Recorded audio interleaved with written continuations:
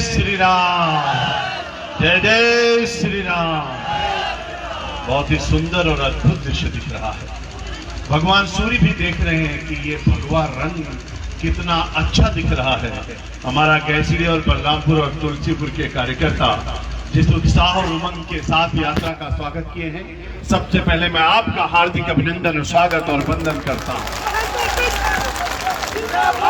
मेरे भाई और बहनों, आज जन विश्वास यात्रा के इस अवसर पर भारतीय जनता पार्टी के वरिष्ठ नेता और उत्तर प्रदेश सरकार के वरिष्ठ मंत्री आदरणीय रमापति शास्त्री जी, हमारे जिला के अध्यक्ष आदरणीय प्रदीप जी और यहाँ के लोकप्रिय विधायक, हंसता मुस्कुराता हुआ चेहरा और छात्र संघ से लेकर के और गैसड़ी तक जिनकी धूम है, गैसड़ी से लेकर के लखनऊ तक जिनको हर कोई चाहता है, ऐसे हमारे आदरणीय सैलू जी,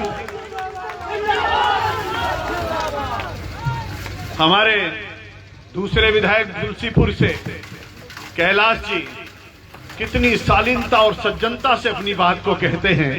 एक बार जोरदार तालियां दोनों विधायक के लिए होनी चाहिए। मेरे मित्रों, मंच पर उपस्थित सभी वरिष्ठ कार्यकर्ता मित्रों और यहाँ पर उपस्थित हमारे भाई और बहनों, आपने सवेरे से मैं देख रहा हूँ, बलरामपुर से जब यात्रा प्रारंभ हुई, आपने तो यहाँ गैसड़ी में खड़े थे। बलरामपुर शहर में अगर सड़कों पर देखे होते, इतनी माता और बहनें, वहां के नौजवान साथी सड़कों पर नाच रहे थे। क्यों नाच रहे थे? नाच इसलिए रहे थे कि जो 550 सालों से प्रतीक्षा कर रहे थे, भगवान श्री राम का भव्य मंदिर बनना प्रारंभ हो गया, इसलिए नाच रहे थे। नाच इसलिए रहे थे, हर हर महादेव, बम बम भोले, बाबा विश्वनाथ की जयकारा जो लग रही थी, इसलिए नाच रहे थे। सभी लोग नाच रहे थे कि त्रेता में देखा, द्वापर में देखा, कलयुग में देखा, ऋग्वेद में सुना, यजुर्वेद में सुना, सामवेद में सुना, अथर्ववेद में सुना, रामायण में सुना, महाभारत में सुना, गीता में सुना, उपनिषदों में सुना, शास्त्रों में सुना, पुराणों में सुना कि नभ से पुष्प वर्षा होती थी, लेकिन देखा कभी नहीं। अगर देखा तो मोदी और योगी युग में देखा। मित्रों, आपने देखा भव्य कुंभ और दिव्य कुंभ, और जब कुंभ में लोग स्नान कर रहे थे तो नभ से पुष्प वर्षा हो रही थी, हेलीकॉप्टर से फूल बरसाया जा रहा था। अरे मेरे गैसड़ी के वीर सपूतों, लोग कहते थे दीपावली क्यों मनाते हो, तो बताते थे कि भगवान श्री राम लंका पर विजय प्राप्त करके जब अयोध्या लौटे थे तो उनके स्वागत में बहुत सारे दिया जलाए गए थे, इसीलिए तो दीपावली मनाते हैं। लेकिन उसके बाद अयोध्या में दिया जलाने के लिए कोई नहीं आया। भगवान राम का, भगवान श्री राम के बारे में और भगवान श्री राम के यहाँ दिया जले, किसी ने नहीं सोचा। मेरे गैसड़ी के वीर सपूतों, जब आदरणीय मुख्यमंत्री योगी आदित्यनाथ जी ने शपथ लिया तो कहा, हे भगवान, इतने दिन से मंदिर क्यों नहीं बन रहा है? भगवान श्री राम से कहा योगी जी ने, हे प्रभु, आप तो जो चाहते हो सब हो जाता है, आखिर में मंदिर क्यों नहीं बन रहा है? तो भगवान श्री राम ने कहा, हे योगी जी, उन्होंने कहा, जब भगवान से कहा कि प्रभु आप अयोध्या क्यों नहीं आते हैं, क्यों मंदिर नहीं बनने दे रहे हैं? भगवान श्री राम ने कहा, अरे योगी, आप तो जानते हो मैं कैसे आ सकता हूं वहां पर, जहां मेरी अयोध्या से अयोध्या है नहीं, वहां तो फैजाबाद हो गया है, मैं फैजाबाद में कैसे आऊं?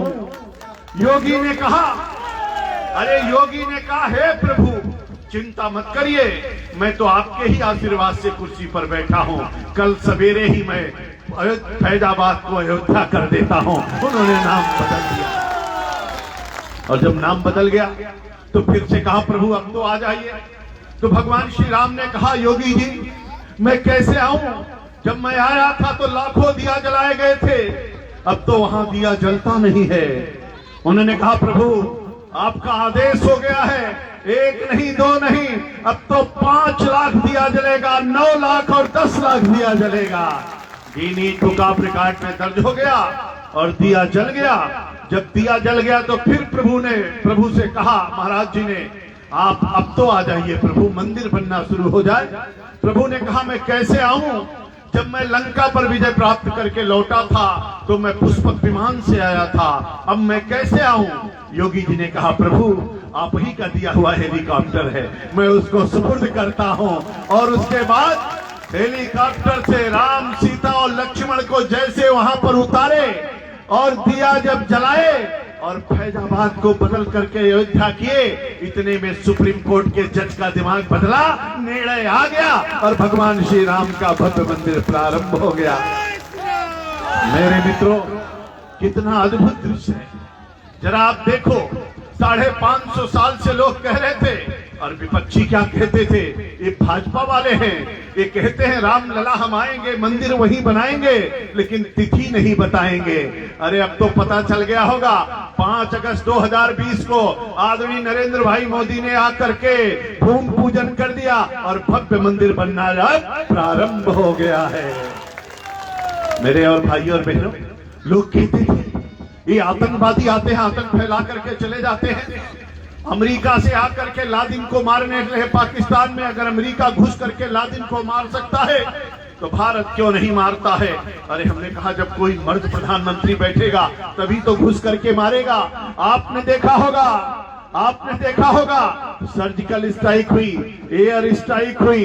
अब तो दुनिया में केवल 3 देश ऐसे हैं जो दूसरे देश में घुस करके मारते हैं। एक का नाम अमेरिका है, दूसरे का नाम इजराइल है और तीसरे का नाम भारत है। मित्रों, भारत है। मेरे मित्रों, लोग कहते थे ये धारा 370, ये 35 से कोई समाप्त नहीं कर सकता है। अमित भाई खड़े हुए, उन्होंने पहले ऐसे ऐसे ऐसे अंगुली दिखा के लोकसभा में समझा रहे थे, समझ में नहीं आया। उसके बाद जैसे ऐसे मुट्ठी बांध करके अमित भाई ने लोकसभा में समझाया, 1 मिनट में धारा 370 35 से समाप्त हो गया। एक भारत श्रेष्ठ भारत बन गया। अरे केसरी के वीर सपूतों, अगर आपकी भुजाओं में भारत माता का खून बहता है, अगर आप अपने आप को भारत माता की सच्ची संतान कहते हो, अगर आप मां पाटेश्वरी देवी का दर्शन करने के लिए जाते हो, अगर आप अटल बिहारी वाजपेयी को याद करते हो, अगर आप नानाजी देशमुख जी को याद करते हो, अगर आप भारत माता को प्रणाम करते हो, अगर अथर्ववेद की वो लाइन याद है जिसमें कहा गया माता भूमि पुत्रो हम पृथिव्याम, भूमि मेरी माँ है, मैं इस पृथ्वी का पुत्र हूँ, अगर आप गौ को गौ माता कहते हो, अगर हमारी बहनें पीपल के वृक्ष को रक्षा सूत्र बांधती हैं, अगर तुलसी के बिरवा पर दीपक जलाती हैं, अगर आप बाबा विश्वनाथ को जाते हो, अगर आप रुद्राभिषेक करते हो, अगर आप गंगा सिंधु सरस्वती च यमुना गोदावरी नर्मदा सिंधु कावेरी जलस्मिन् सन्निधिं का पाठ करते हो, अगर आप आदिदेव नमस्तुभ्यं प्रसीदमं भास्कर दिवाकर नमस्तुभ्यं प्रभाकर नमोस्तुते को पाठ करते हो, अगर आप उठ करके अपने घर से निकलते हो और बोलते हो कि प्रवेश कर कीजिए सब काजा, हृदय राखी कौशलपुर राजा, अगर ऐसी बातें आप करते हो तो सौगंध है आपको भारत एवं भारतीयता की, संस्कृति एवं संस्कार की, धर्म और विचार की। जिएंगे तो भारत माता के लिए और मरेंगे तो भारत माता के लिए, ऐसा संकल्प होना चाहिए। इसलिए मेरे मित्रों, बहुत सारे लोग आज पाकिस्तान का जिंदाबाद लगा रहे हैं, बहुत सारे लोग जिन्ना का गुणगान कर रहे हैं। आज आपको याद करना चाहिए नेताजी सुभाष चंद्र बोस को, रानी लक्ष्मीबाई को, दुर्गा भाभी को, लाल बाल पाल को, स्वामी विवेकानंद जी को। मेरे भाई और बहनों, हम लोगों ने देखा था चंद्रशेखर आजाद का नाम आपने सुना होगा, खुदीराम बोस का नाम आपने सुना होगा। कितने सारे लोग चले गए। आज अमृत महोत्सव मनाया जा रहा है, आजादी के 75 साल बीत गए। आज भी जिन्ना का गुणगान, जो हमारी माँ का बंटवारा करता है, जो कत्ले आम कराता है, उसकी तुलना भारत को एक भारत श्रेष्ठ भारत बनाने वाले सरदार वल्लभ भाई पटेल से तुलना की जाती है। मित्रों, सरदार पटेल से तुलना की जाती है। मैं आप सब लोगों से कहना चाहता हूं, मेरे मित्रों, आज केसरी के वीर सपूतों, जिन्होंने मेरी माता को टाइम कहा है, किस दल के लोगों ने कहा है आप जानते हो? मेरी माँ को टाइम कहते हैं, जिन्ना का जिंदाबाद लगाते हैं, पाकिस्तान का जिंदाबाद लगाते हैं और जिन्ना का गुणगान करते हैं और वोट मांगने हमारे आपके बीच में आते हैं। उनको अच्छी तरीके से सबक सिखाना है और कमल का फूल खिलाना है, फिर से योगी की सरकार बनाना है। मेरे मित्रों, जब इनकी सरकार थी तो दंगा ही दंगा होता था, सैकड़ों दंगे हो गए, कत्लेआम होता था, बहन बेटियां सड़कों पर निकल नहीं सकती थी, नारा लगता था खुली दुकान तुम्हारी है, बंद दुकान हमारी है। उल्टा किए कहन, बंद दुकान तुम्हारी है और खुली दुकान हमारी है। ये नारा लगाते थे मित्रों, जमीनों पर कब्जा करते थे। योगी जी आए और उन्होंने शुरुआत किया। उन्होंने कहा इन्होंने जिन्होंने माफिया तंत्र को फैलाया है, जिन्होंने राजनीति को पूरा गुंडा तंत्र बनाया है, इनके सबके ऊपर बुलडोजर चलाना है। अब तो योगी का बुलडोजर चलता है मित्रों। और 1837 करोड़ रुपए की जमीन को खाली करा करके आदरणीय मुख्यमंत्री योगी आदित्यनाथ जी ने कहा है अब वो गरीबों को दी जाएगी। जिन माफियाओं ने कब्जा किया वो माफिया या तो चले गए या तो पलायन कर गए। आपको सबको अच्छी तरीके से पता है, अब कोई भी सड़क पर दिखाई नहीं पड़ता है। कानून का राज उत्तर प्रदेश में स्थापित है। मेरे मित्रों, आज गरीबों की चिंता हो रही। लोग कहते थे कोरोना आ गया, कोरोना आ गया, अमेरिका जैसा देश तबाह होने लगा, लेकिन मोदी का भारत और योगी का उत्तर प्रदेश। आप देखिए आज दुनिया के देशों में चर्चा चल रही है कोरोना की। यहाँ पर बैठे हुए मेरे भाई और बहनों, आप सब लोग अच्छी तरीके से जानते हैं आजाद भारत में पहली बार घर घर जाकर के, आपके गांव गांव जाकर के आपसे पूछ रहे थे दवाई चेक करना है, दवाई पहुंचाते थे। आपका टेस्ट कराना है तो टेस्ट कराते थे। और अभी इंजेक्शन लगवाना है, हर किसी का टीकाकरण भी मुफ्त में हो रहा है, दवाई भी मुफ्त में, जांच भी मुफ्त में, टीका भी मुफ्त में। इसके आगे मोदी जी क्या कहते हैं, योगी जी क्या कहते हैं कि कोरोना में कोई घर से निकल नहीं पा रहा है, हमारा गरीब आदमी कहीं भूखा न सो जाए, इसके लिए सबको मुफ्त में राशन देने की भी व्यवस्था आदरणीय मोदी जी और योगी जी ने किया है। मेरे मित्रों, उन्होंने कहा, हमारे योगी जी ने कहा राशन भी देंगे, प्रति यूनिट 5 किलो भारत सरकार और 5 किलो उत्तर प्रदेश सरकार, यानी 10 किलो। जितने आदमी जितने यूनिट उतने 10 किलो राशन। और उसके बाद योगी जी ने कहा दाल भी देंगे, तेल भी देंगे, नमक भी देंगे और अंत्योदय कार्ड धारकों को चीनी भी देंगे। एक बार जोरदार तालियां योगी जी के लिए होनी चाहिए। मेरे मित्रों, चिंता करें, हमारी माता और बहनें यहाँ पर बैठी हैं। योगी जी ने कहा अभी प्रयागराज में बहुत बड़ा कार्यक्रम हुआ और मेरे भाई और बहनों, आपने देखा होगा 3 लाख बहनें गई थी, मोदी और योगी को आशीर्वाद दे रही थी। आशीर्वाद किस बात का? अरे भैया, बेटा पैदा हो तो फूल बजे, अब बिटिया पैदा हो तो मातम छा जाए। इसलिए योगी जी ने कहा हे मेरे भाई और बहनों, हे मेरी माता और बहनों, अब चिंता मत करो। जिस दिन बेटी पैदा होगी उसी दिन उसके माँ बाप के खाते में 2000 रुपए पहुंच जाएगा। बेटी बड़ी होगी, पढ़ने लायक होगी, स्कूल जाना होगा, फिर उसके खाते में पैसा पहुंच जाएगा। बेटी कक्षा 5 पास करेगी, फिर पैसा पहुंच जाएगा। बेटी 10वीं पास करेगी, फिर पैसा पहुंच जाएगा। आपको चिंता करना नहीं है। बेटी पढ़ करके जब बड़ी होगी तो शादी की भी आपको चिंता नहीं करनी है। सामूहिक विवाह योजना के तहत आदरणीय मुख्यमंत्री जी ने अभी तक 1.5 लाख बच्चियों की शादी की है। मेरे मित्रों, शादी की भी चिंता करने की जरूरत नहीं है। बेटी बचाओ, बेटी पढ़ाओ।